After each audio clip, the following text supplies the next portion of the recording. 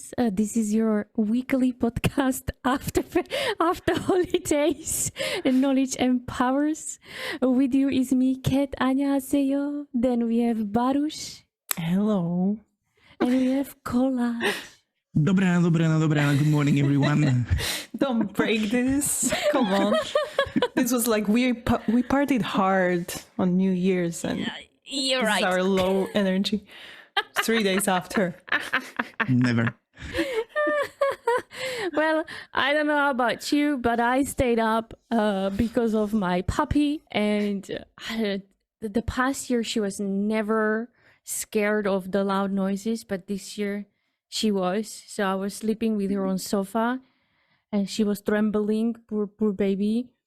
But after 20 minutes by midnight, I was like, I can't hold it anymore. I need to sleep. I am so tired. That's the age. Don't worry, in like 5 years, she will be like you. She will be like, oh, I need to sleep. And Collage, how about you? Well, we've had these worries, but didn't happen. So our baby was sleeping basically throughout all the circus there. We've had some problems. We had more problems at about 8 p.m.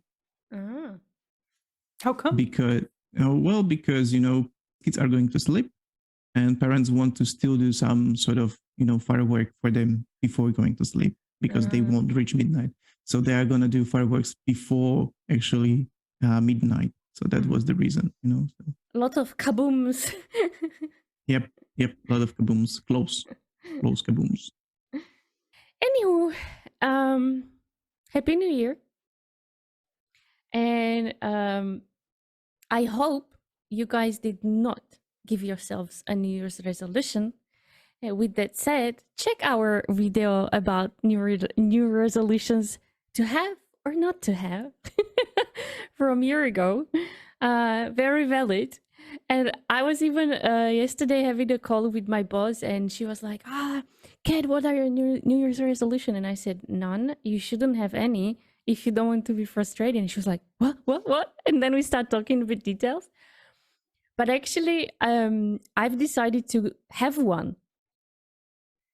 And it is to slow down.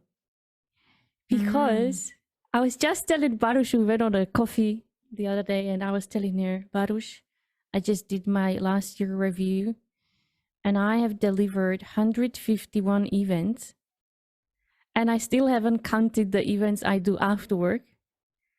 And then I realized now I know why I'm so tired. So my New Year's resolution is to slow down. I don't know how I'm gonna do it. That's what I was about to ask. Like, how are you going to build a habit of slowing down? I need to rewatch our own video and check the hints and tips and all the guidances. So that's how. Okay, Collage, are you ready with our fun facts or just Fun.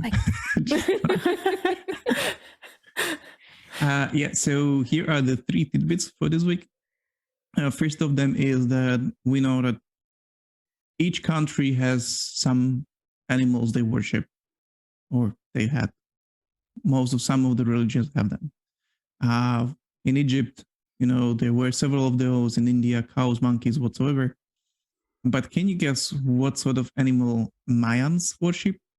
I don't know why, but I want to say ant. It could be an insect, yes. Could be an insect. That's nice. It was a turkey. Oh, I wanted to say some kind of bird. Yeah, so they believe that turkeys are like magical beings for them because of feathers, if I remember well. I think the magic is in the sound they make. Maybe. Might be. They thought that it's like these turkeys are messengers of the gods, or the god actually, and they shouldn't disturb them or kill them at this point. I'm imagining it in Machu Picchu as they are walking randomly, and then you just sort of walk around them.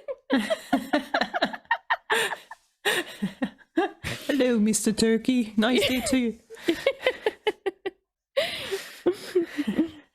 True. Okay, good. Great. The second tidbit is about you, Kat, a bit, because you, several years ago, well, a bit longer, you would have a chance to win actually Olympic medal.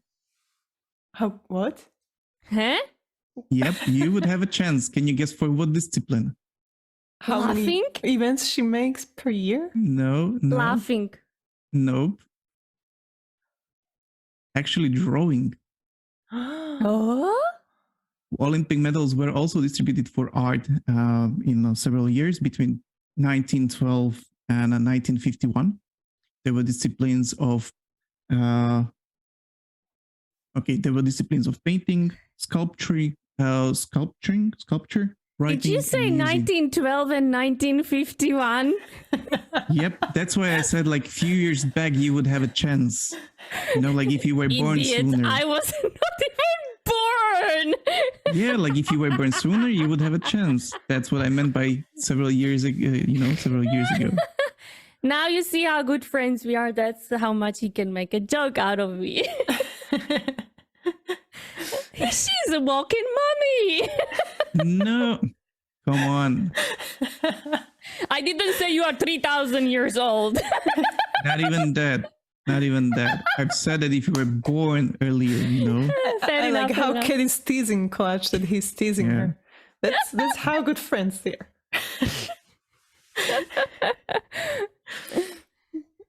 And the third one is that Napoleon lost several battles. And one of them was against bunnies. So we Like- should revere bunnies, not turkeys.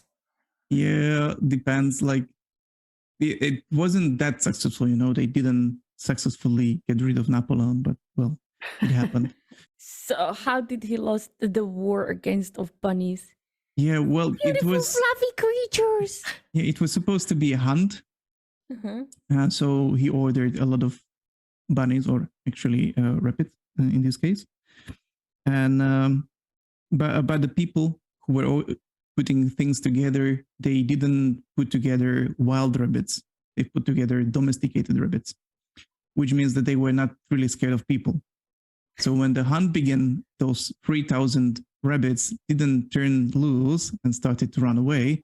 They started to chase actually the people who came there. So yeah, so you can imagine that 3,000 rabbits starts to go after you because they want food, and like that's a pretty big number.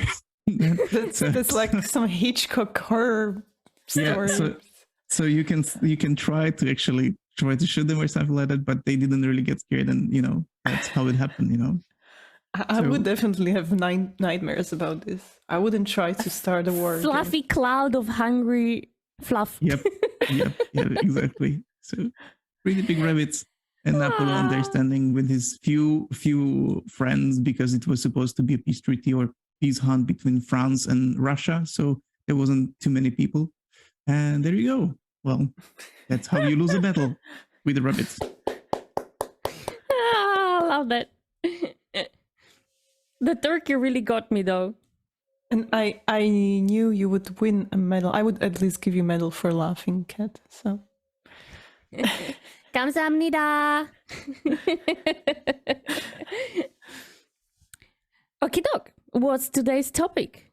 I bet we're continuing with the project management. Yeah, and I would like to continue with the risk management, because I think that we haven't covered it completely. We've talked a bit about risks, how to spot them, but I think that we still have plenty space to talk about characteristics of a risk. So what are some sort of dimensions which you can talk about, and what you can actually do with the risk? We haven't, I think, touched really properly that spot. So I think we can reinvestigate and retalk this. What do you think? You okay with that? I love it. no, let's talk about something else. Okay, so what topic do you suggest? We can talk about Risk management. Or risk. Okay, let's talk about risk management. I like that, Cat. Let's do that. Or what to do with the risk. That was a song. Let's talk about you and me. Yeah, Guys, let's this talk is- about risk management. This is how tired we are, and it's just the beginning of the year. Kolach, stage is yours. Take us through. So we've talked last time about risk management that you can look up for risks, what can happen when you are traveling, for example. So you can watch the episode somewhere around that. And then we've talked about how you can prepare for the risks. That you can have a plan B, C, D, E, F, whatever plan. The full alphabet. Yeah, or you can just wing it, and we will touch this. The thing is that not all the risks are the same. Some risks are harder, some risks are easier, some risks are more complex. So last time we talked about two ways how to assess a risk, and that was the probability and the impact. So what are the chances that the risk is going to happen? Low to high. And then we were talking about impact, whether it's low or high. So you go from, okay, it impacts me in a low way or not really that much, and that it comes, or that there is a high impact and that it can impact us a lot. And there could be different categories slightly. One of those is that the probability is not that about low or high probability, but about certainty. How certain we are that this risk is going to impact us.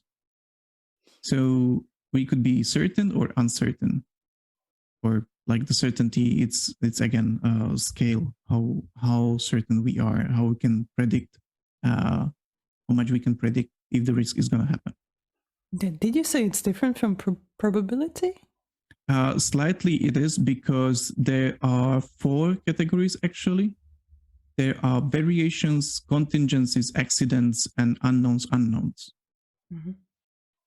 And through these, you have actually 4 ways how to, again, assess the risk on terms of probability. When it comes to variations, those are probabilities on scale of, for example, costs or timing or technical requirements. Those are variations, and on scale of uncertainty that you probably know how to assess, Mm-hmm. Would there be the unknown, like for example what happened now when we have the gas and electricity, that no one could calculate that it will go so high? Unknowns are that you couldn't know it's going to happen until it happens. So it's, for example, like you've had the experience with the lost luggage or the missing screws. Okay. Like you couldn't predict it's going to happen. Mm-hmm. So you were not able to really assess them. So these are the examples, of events that you couldn't predict that they're going to actually happen. Mm-hmm. So it's really, this is the risk which you can't really, well maintain, because you are not aware that it mm-hmm. may happen. Mm-hmm.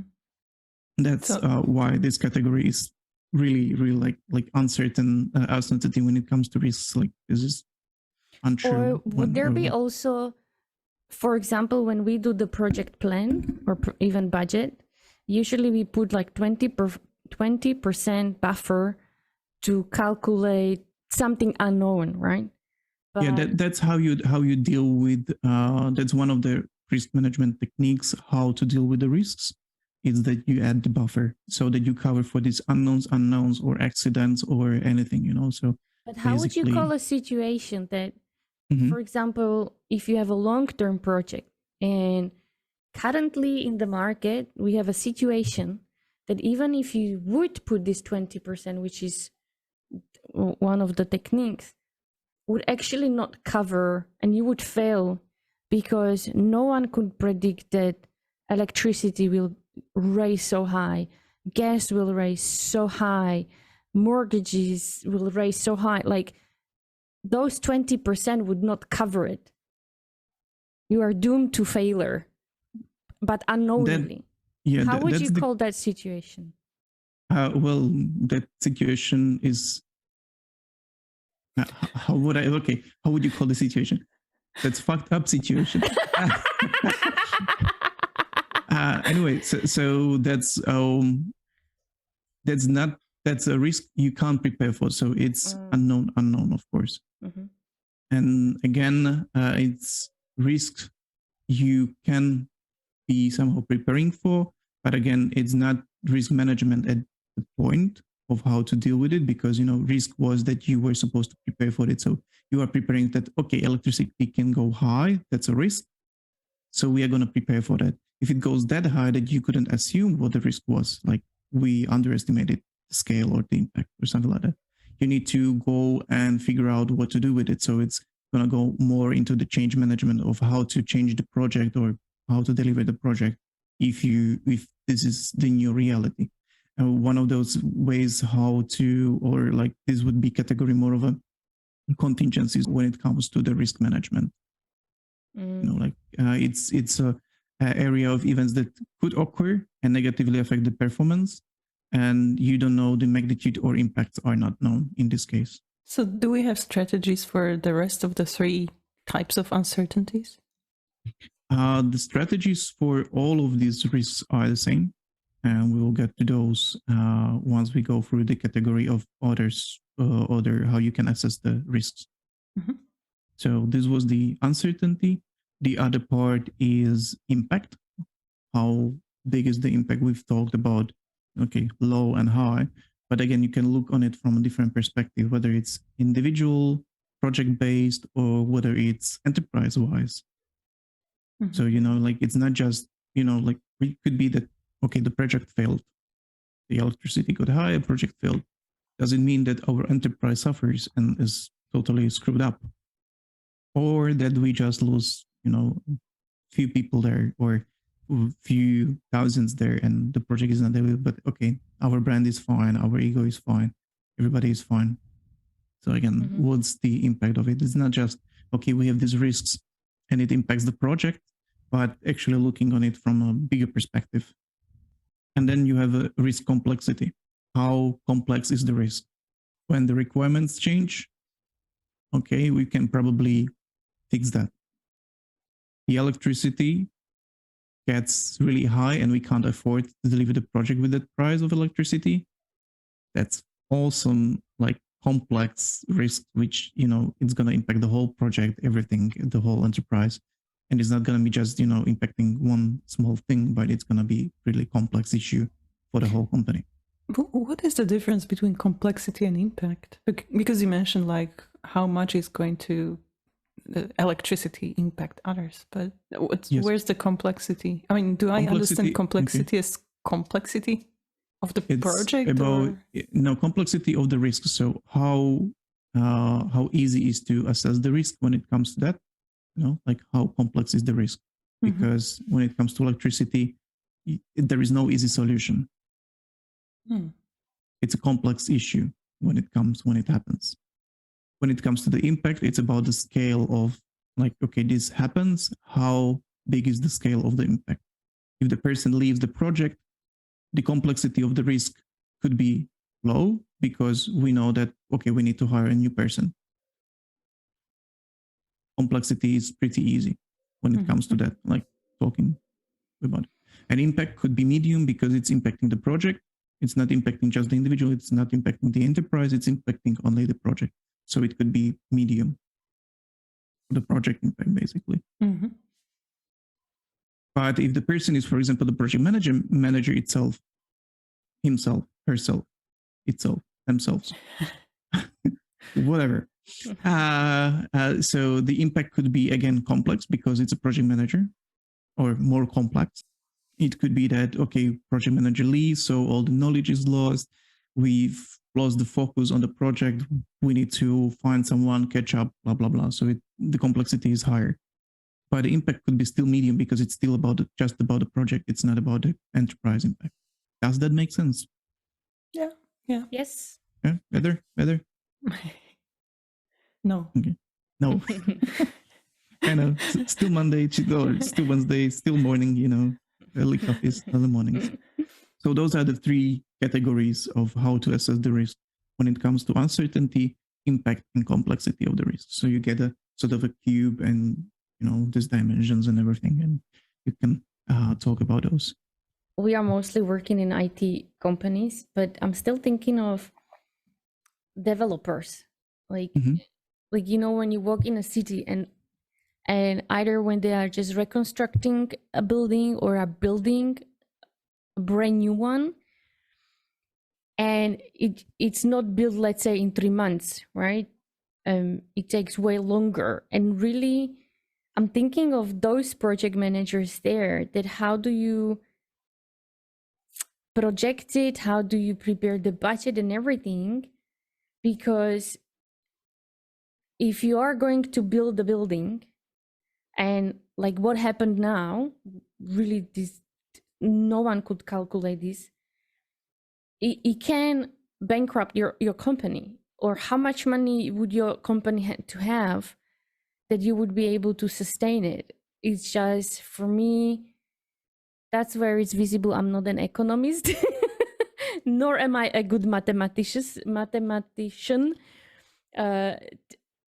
And that's where I see, like, that really takes a risk from the developers. Like, they're going to build a building and they know how much money it's going to cost as of today when we going to hit the ground. But in 1 month, everything can change. And then you end up sort of like in a ghost town. You have like, like you have just this sort of erected semi buildings, but that's it. That's a huge risk for me. That's a huge risk. And, that's something what can happen, and it's happening actually around us. Yeah. I think that I'm not sure how these building companies work. I think that the huge deal is there with the investors, that the construction company is not just a construction company or who investing their own money, but there are investors from other sides or future lease partners who are already paying rent ahead of the time or something like that, So it's a complex mechanism, not just straightforward, like, okay, here are the money, constructing the building, and that's it. So I think that it's more than just meets the eye. And that's why I'm saying how complex that is, because we have few friends who bought flats that did not exist yet. So it's like you are buying an heir, but you're a promise, and you're already paying interest to the bank. And that's, for me, it's something that I'm not able to grab it, hold it. That's a huge risk for me. And I don't know whether it's because of my age, that I'm too old for this sort of building castles on the cloud, but that's a huge risk. Huge one. Weird things around us, buying sure. And there are even weirder things on the internet. So what you can purchase. Fair enough. Time for recommendation. Today it's me time. I have a recommendation in case you are learning languages. All right. So right now we have holidays at school, and we have really the most funniest teacher I can have. And she gave us a homework to watch as many K-dramas as possible, which is funny. But I understand it because you need to sort of fine-tune your listening as well. So really, whatever language you're learning, start watching series or sitcoms or whatever in that language, but do a combination. And so I even have like a coloring book of Korean dictionary, so I can build up my vocabulary. So proud. And also there are so many super smart apps on your phone. So I use 2 right now. One is Duolingo and the other one is Quizlet. So Duolingo has this sort of units, and in each unit you have different, like, numerous sessions. And in my case, as I'm studying Korean, Hangul is the alphabet, and then also building vocabularies. And I'm currently in unit 4, where we're already building sentences. It's a little bit difficult, but I just gave it 15 minutes a day. And I was with Baruch on coffee, and she told me that she can see I go better with my pronunciation. So she sees some results. So I'm so happy. So that's my recommendation, that use multiple things when learning the language, and find something that is fun for you. And I really now have the experience with Duolingo, and it's really good application. They don't pay us, but it's really literally my own experience with it. Try. Kat, can you give us a hint? How many languages are there on Duolingo? A lot. Like, A lot. if not all, a really lot. And sometimes they will even tell you some fun facts. So one of the fun fact is the most used language in Sweden that people use on Duolingo is Swedish. So I'm like, okay. So probably many people in Sweden are learning Swedish. So because of maybe refugees, I don't know, too many foreigners. But that's a fun fact. There is, I just Googled, they said it's 39 languages now. Oh. Highly recommended. But do the combination. Mm-hmm. Thank you, Kat. Thank you. So okay, now let's go into that building or what you were talking about, vacations planning and loose screws or missing screws for your shower. How you can deal with the risks. And some of those were already mentioned. Can you categorize what we were talking about before, like categories, how you can deal with the risk? So we went through like the potential blockages that you do the backwards thinking, right? So you have the goal and then you go backwards and you write down your potential blockages, risks, and then prepare the potential solutions. So that's one. So what you can do there is, yes, you can basically what just happened is that you return them, you keep them, but you plan with the budget and time and schedule and everything like that. Okay, so that's retention. It's gonna happen. It's probably happen. It will likely happen, and we just adjust and we will create a new budget or new system around it. Or you can eliminate it. That's what happened with your bathtub shower. Like Mishko said, okay, so next time we are purchasing from a different company. Like you are eliminating the risk that a shower won't come without it. There is no third person who can do it or who could screw up. So we eliminate the risk that the third party is going to screw up. That's eliminating. So those are already two. And there are three more: spreading, reduction, and transfer. Spreading means that you are going to spread the risk among more people. So if it's not just me or just this one thing who's going to lose, but we are going to distribute it all together, and we all are going to share the costs or the effect. So it comes, for example, for it could be probably happening in the construction part. When they raise electricity, it's not just me as a construction company suffering, but we will distribute the risk, or we will distribute the higher costs across all the investors. So it's not impacting me mostly, but it's impacting everyone a little bit. That's the third part. When it comes to smaller parts, for example, for a project, how to distribute it is, for example, that you distribute the vacations. Like not everyone at the same time can have vacation. We are going to distribute the risk so that, okay, we are not in a risk of that everybody at the same time goes for the vacation and we are not able to deliver the project. We are going to distribute it so everybody is taking a vacation at a different time, or that we need to have, shadows or, like coverage. So that's going to, again, distributing the risk across several people. I'm having a hard time imagining this strategy working for many scenarios or situations. So, for example, with Kat's situation with missing screws for a shower, would there be, can you imagine? I can imagine that it would go into contract. Like if it's not delivered at the same time or something like that, the costs for it will be shared, or again, these strategies are based on the risk.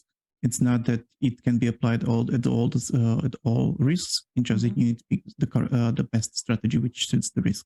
So it may not be able to apply it directly on in this case, but it could be applied in different cases. For example, like when it comes to flat owners, you're living in a building, and each of you holds sort of a responsibility or is paying towards, like if something happens in the building, lift happens, okay, so everybody's sharing. That's how the risk is shared among all of you. Even those who live on the ground floor, they still pay for the lift. Yep. So those are the three: avoidance, retention, spreading. The next one is reduction. So you are trying to optimize, reduce as much as possible. So that's again something what you've done with your vacations. I think, okay, so this is not what we need, or this is a risk which I don't want to, so we are gonna skip this. Like, for example, for the vacation, we don't need all the shining things we have with the baggage, but we are gonna take not everything, but just two. That's optimizing. No, optimizing is that ever since Yeah, we are only traveling with the carry-on luggage. Thank you. But that's a reduction, right? Or yeah, that's the reduction we are talking, and a combination with avoidance. That's like it's a combination of it.